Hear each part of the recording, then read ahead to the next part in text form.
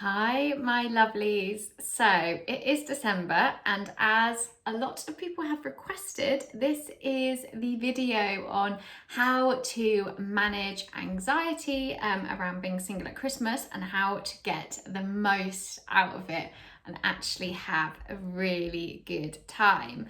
So, for whatever reason, Christmas can be quite a triggering time. I was like the eternally single one from friends and family, so this is something I dealt with for years, but I don't know whether it's, the kind of season of sometimes quite smug couples like doing Christmassy things and posting about it, or it's the, when all the present hashtags come out, such as lucky you, or whether it is relatives asking you why you're still single.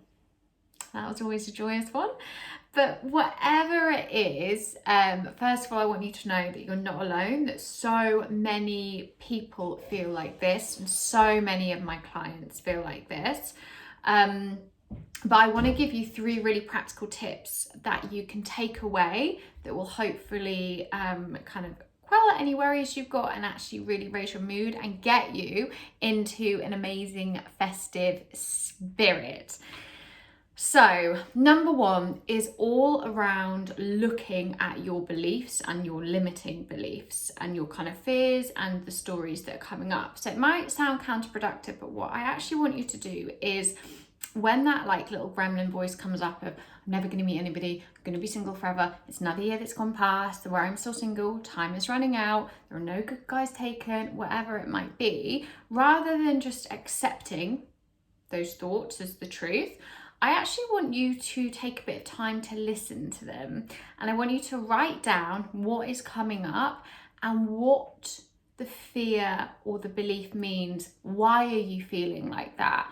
Why don't you believe you're going to meet anybody? What is the worry? And do a bit of digging, because a lot of the time we just accept what comes into our head as our reality and as a fact, and actually it's bollocks. Like, they're just thoughts that we have kind of made up and collected over the years that become so ingrained to our identity that it's become our story, it's become who we are.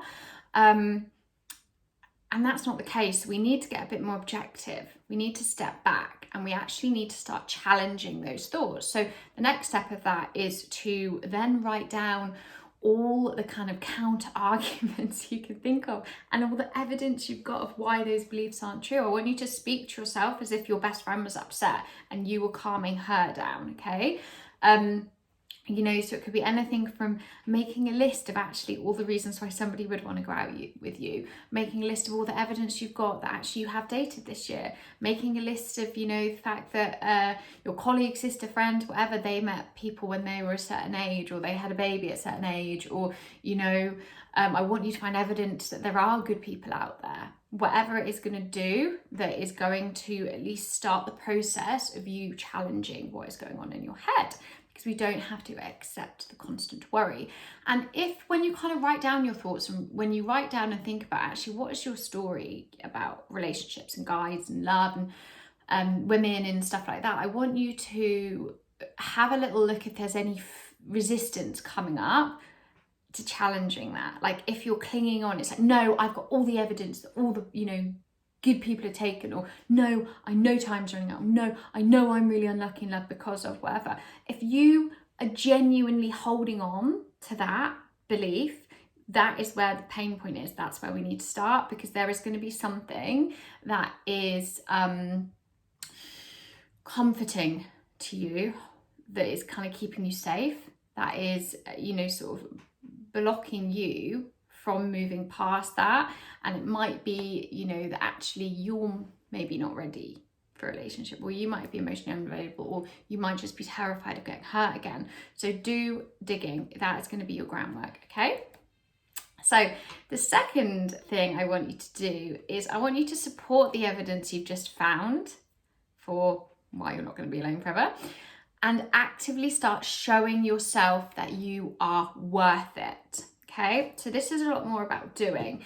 I think when we're spending all our time in our head worrying about whether something's not going to happen, and telling ourselves we're not good enough, we're never going to get what we want, we can counteract it by demonstrating really simply, that we are through acts of self-care and self-love. And we have to start doing this for ourselves, because there's no point always looking externally for somebody else to come along and validate you and make you feel lovable, because you've got to change the relationship you have with yourself before anything else. Okay, so I want you to, every day leading up to Christmas, I want you to do one thing that demonstrates self-care or self-love. This can be super simple. It can be anything from muting people on social media because they're posting all the pictures that are triggering you, or it could be staying off social media completely. It could be arranging a really fun dinner with your friends. It could be getting really dressed up and going out to flirt. It could be actually saying no, staying in and having a bath, because that's what is going to feel good, right? It could be buying yourself a present. It could be